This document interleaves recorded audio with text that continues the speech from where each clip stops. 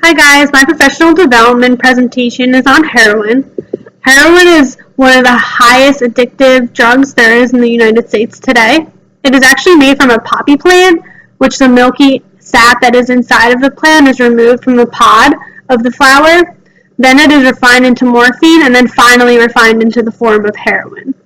Heroin was actually manufactured in Germany in 1898. It was put into a pharmaceutical company for originally marketed for treatments of diseases and sicknesses, and then it was used for morphine addiction. Some of the signs and methods of using heroin is usually smoked, snorted, or injected. Heroin itself is a powdery substance, either off-white or to dark brown. There is also a black tar heroin, which is black and sticky instead of the powdery. You may find such things as syringes, small glasses, metal pipes, dirty spoons, lighters, belts, or rubbery tubing when he or she is using this drug. Heroin is a fast-acting opiate. If injected, it can arrive within your body in seconds. People using it may not inject it, may not feel it as sharply. Nowadays, people don't like when people see the holes in the arms where they're injected into the veins. So people are doing it in between their fingers, in between their toes of their feet, on the bottom of their feet, anywhere to hide that they're using heroin, these users do.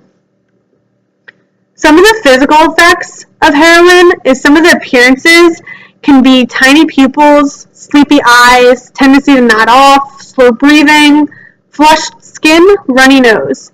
Some of the actions that it may have are vomiting, scratching, slurred speech, complaints of constipation, complaints of nausea, neglect of grooming, failure to eat, covering arms with long sleeves.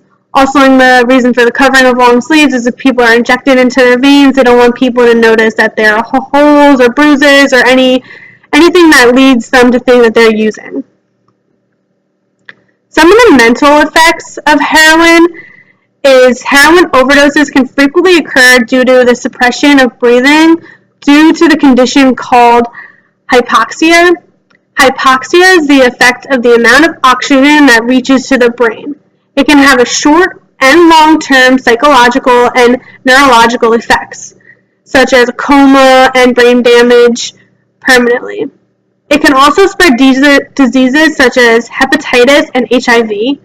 Chronic users may develop collapsed veins, infection of the heart and valves, constipation, cramping, and liver and kidney disease.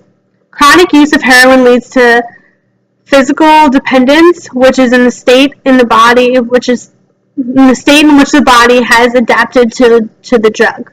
A lot of the people who use do get diseases because they share needles and they don't get clean needles. So a lot of the people do get hepatitis and HIV due to this, and they are definitely dependent on other people to get it for them, or if they don't have enough money, that's when they lead to stealing and selling other things.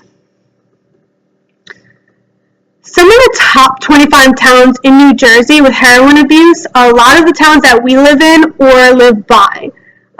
Newark, Jersey City, Paterson, Camden, Atlantic City, Elizabeth, Toms River, Brick, Trenton, Vineland, New Brunswick, Keensburg, Egg Harbor Township, Plainsfield, Lacey, Jackson, Middletown, Millville, Old Bridge, East Orange, Asbury Park, Howell, Lower Township, Edison, and Woodbridge. This chart is the national overdose of deaths that has occurred since 2001 to 2014. As you can see, it has increased tremendously as a rise as 2001 to 2014. This chart has increased, it says six-fold increased to the number of deaths. So this is the amount of overdoses that people have since 2001 to 2014. 2001, 2000, and then 2014, almost 12,000. And then the green line is male, and the yellow line is female. So it says most of it increased with the males, but the females aren't too far behind. Some of the withdrawal symptoms that you can look out for if someone is using is with only 12 hours of not using heroin, your body can go through these withdrawal symptoms. These symptoms are sweating, restlessness and twitching, fever, nausea and chills, diarrhea and abdominal pains, insomnia, sneezing and sniffling. When psychological withdrawals kick in, they may go through mood swings, anxiety, depression, suicidal thoughts, and can lead to death. Some of the statistics that I found out on heroin is since 2004, New Jersey heroin rates has continued to rise. From 2004 to 2014, it jumped from 362 overdoses in 2004 to 781 overdoses in 2014.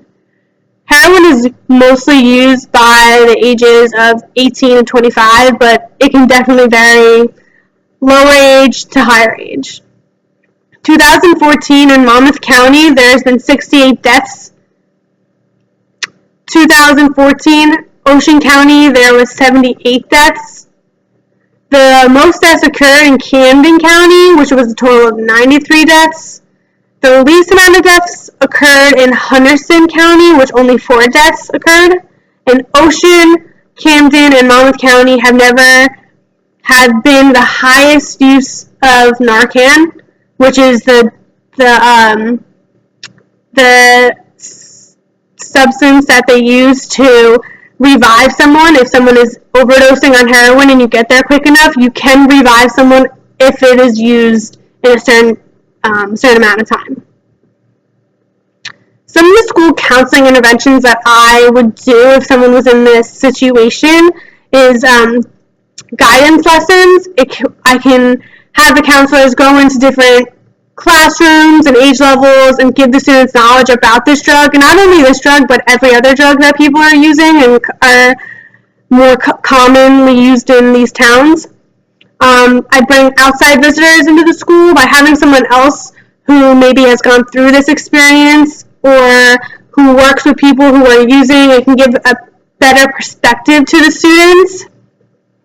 Parent information sessions, letting the parents grow knowledge of this drug and where and why these students are using and how we can prevent it from happening to their own child, because everyone thinks that it's not their child that is using, it's other people, but in a lot of the cases it is their child, they're just hiding it. Individual counseling. If someone is really in a crisis, I can go one-on-one with them and engage a student who is needing help, and they can allow them to open up. It can prevent a student to continue with the actions that they're taking within using heroin. It's another way also to ask, a way for a student to ask for help. Maybe they don't want to go to you personally and they're afraid to say that they need help in front of their friends or family, so they ask you. Also, group counseling, it can provide information to a group to allow the students to be aware of their surroundings and some of the people that they may hang out with, and it can give an opportunity to explain to the counselor that someone is in need of help. If a group of people know that someone's using and they all want to come to the counselor and explain, that's a great way to be approached. So now these are some of the outside prevention programs that are only in New Jersey that are for addiction. I've heard that a lot of the best rehabs are in Florida, and I think that's the best way to do it for rehab. I definitely think, knowing from my personal experience, friends that have gone through it, that going away and getting out of the town, state, and getting away from the people that surround the drug is definitely the best way to prevent yourself from using again. Thanks.